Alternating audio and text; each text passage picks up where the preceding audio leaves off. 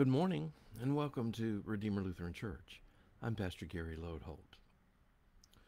One of the things that many people don't know is that the followers of Jesus in the early church weren't called Christians, or the movement that Jesus started wasn't called Christianity.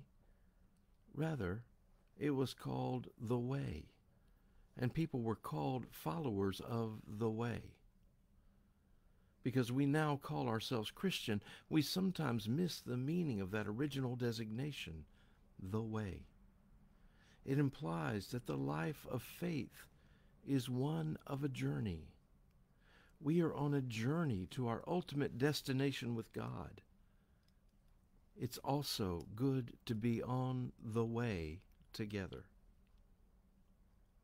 This week we are talking about people in the Bible who went on journeys and who traveled, and today we are looking particularly at Elijah and his journey to seek. Perhaps you've been on a journey like that, on a journey to find inner peace or to reconnect with something from the past or any number of reasons. Elijah's journey was something like that, only he was seeking to find God. Elijah was a prophet of God in the time of King Ahab and his wife Jezebel. Probably you can already hear the thunder echoing in the distance at the mention of her name. Actually, in those days, kings in one nation would marry the daughters of kings in another nation, and that established something of a peace treaty between the two nations. Something like that had happened with Jezebel. She was a Phoenician princess, and she was married to Ahab. However, since she hadn't been born and raised a Jew, she brought her own religion from Phoenicia with her. And usually I say it is a good thing if people are devout. But Jezebel was devout to the wrong gods, and she set about doing what she could to destroy faith in God and establish faith in Baal. As I'm sure you can imagine, that didn't sit well with Elijah, the prophet of God.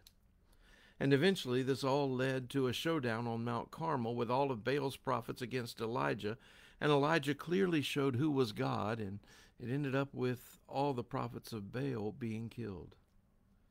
It was a grand success. But then Jezebel stepped into the picture, vowing that by the next day Elijah would be killed for what he had done. And this is where Elijah shows us his humanity. In spite of the tremendous success on top of Mount Carmel, in spite of proving that God was real and that God was powerful, in the face of Jezebel's threat, Elijah fled. In fact, he hightailed it south, out of Israel, all the way to the mountain of God, and hid in a cave. There God found him. And God said, "What are you doing here, Elijah?" This time I hear God speaking in a reproachful manner.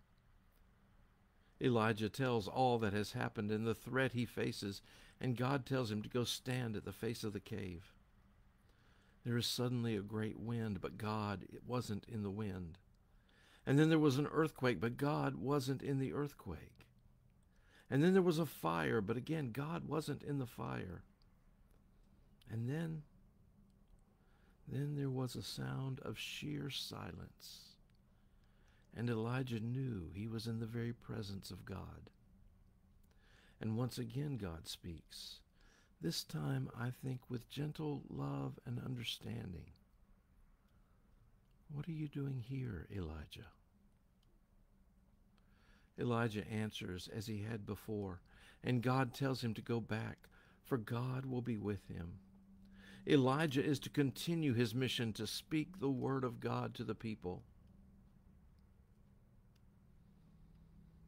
We've probably all been on journeys of seeking God. Maybe we didn't actually travel anywhere physically, but spiritually we've probably all wandered in the wilderness from time to time and found ourselves wandering about, seeking God, needing God. And like with the Elijah story, it isn't so much that we find God as God finds us. And when God finds us, we discover it wasn't God who left us, but it was we who moved away from God into fear and doubt. Elijah reminds us that God is with us always, and that we stand with God in all things. And as Elijah journeyed back to Israel, we journey back to our own lives, renewed, strengthened, and emboldened in faith. We are made new to walk the way. Thanks for watching, and remember to let this day belong to God.